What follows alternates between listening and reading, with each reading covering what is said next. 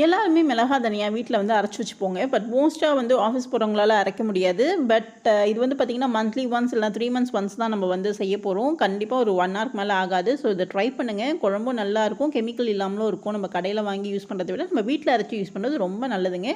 யூஷுவலாக நம்ம மிளகா தனியா அரைக்கும் போது என்ன பண்ணுவோம்னு கேட்டிங்கன்னா, நம்ம வெயிலில் காய வச்சு அரைச்சிடுவோம். அப்படி இல்லாமல் இது வந்து ஒரு ஸ்பெஷல் டெக்னிக் இருக்குது. என்னென்னு கேட்டிங்கன்னா, ஒரு கடாயில் கொஞ்சமாக எண்ணெய் விட்டு மிளகா தனியாக வறுத்து எடுத்துக்கணுங்க. வறுத்துட்டு நல்லா வெயிலில் காய வச்சிடணும் அந்த சூடு அறக்கிறதுக்காக.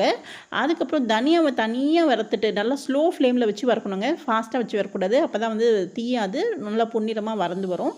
அதுக்கப்புறம் வந்து பார்த்திங்கன்னா கருவேப்பிலை கொஞ்சமாக வந்து கருவேப்பிலை வந்து ட்ரை பண்ணிவிட்டு வாஷ் பண்ணிவிட்டு ட்ரை பண்ணிவிட்டு அதுக்கப்புறம் இதுவும் கடாயில் போட்டிங்கன்னா நல்ல வாசமாக இருக்குங்க. குழம்பு குடிச்சு வரும்போது ரொம்ப நல்லதும் கூட கருவேப்பிலை சேர்த்துக்கிறது. அது இல்லாமல் வேறு என்னென்னலாம் சேர்க்கலான்னு பார்த்தீங்கன்னா, மிளகு, சீரகம், வெந்தயம், உளுந்து, அரிசி அண்ட் மஞ்சள், கல் மஞ்சள் இதெல்லாமே தனித்தனியாக